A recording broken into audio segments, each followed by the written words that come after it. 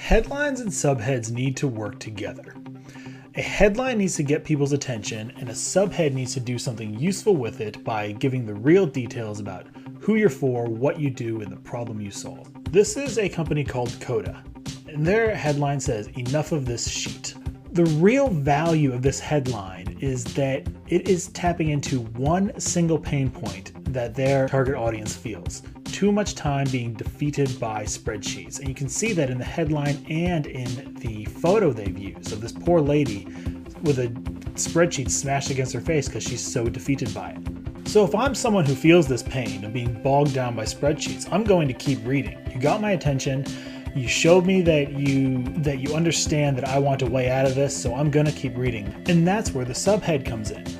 The subhead is not really clever at all. It says who it's for, team, whose best work is scattered across documents, spreadsheets, and apps, and then it explains how they fixed that by introducing Coda as the doc that brings it all together. So it's really not anywhere near as clever as that headline because it doesn't have to be, and it shouldn't be. People are looking for the real information about what you do, how you solve the problem. So I bring this up because a lot of companies go too far in one direction or the other. They either make their headline and their subhead way too clever, and by the time you finish reading it, you don't know anything about the company. Or they make their headline and subhead way too nuts and bolts. The headline talks about essentially features like all-in-one and stuff like that, but it doesn't get people's attention and communicate them by talking about a pain point. So you need to do both. Your headline needs to drill your product down into one clear pain point that's going to get attention and get people to keep reading.